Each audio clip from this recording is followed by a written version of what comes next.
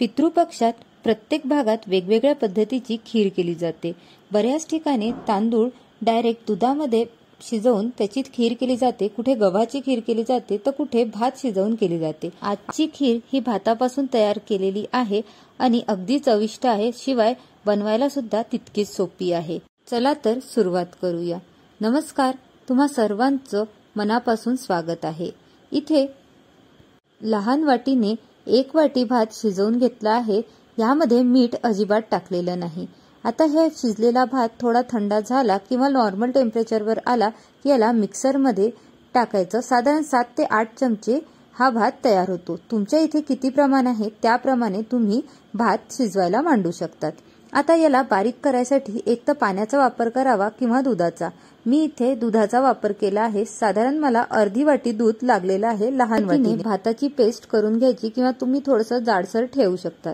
इथे आता एक जाडसर पॅन घ्यायचा। खीर किंवा कढी करायसाठी कधी पण थोडा जाडसर पॅन वापरायचा। यामध्ये 1 चमचा तूप टाकलेलं आहे।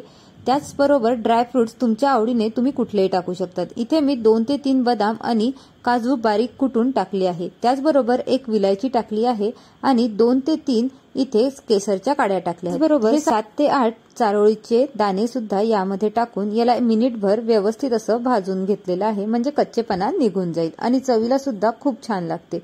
आता यामध्ये मगाशी जी पेस्ट केलेली आहे त्याची ती यामध्ये टाकून घ्यायची आणि याला साधारण 15 ते 20 सेकंद व्यवस्थित असं भाजून घ्यायचं, म्हणजे याचा सुद्धा कुठेच कच्चेपणा आपल्याला लागणार नाही।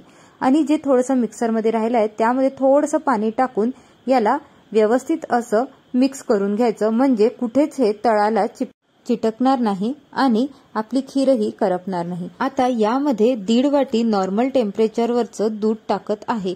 तुम्ही यापेक्षाही जास्त टाकू शकता जर तुम्हाला पातळ कन्सिस्टन्सी हवी असेल।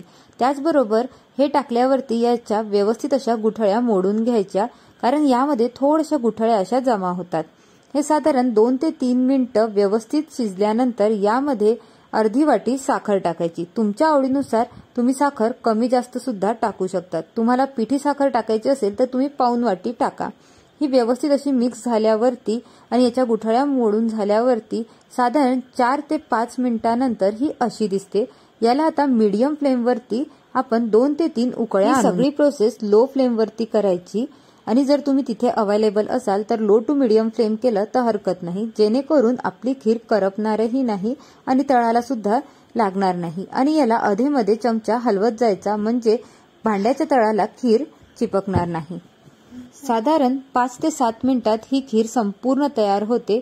गॅस बंद करूयात। तुमच्या आवडीने तुम्ही याला दाटसर सुद्धा अजून बनवू शकतात।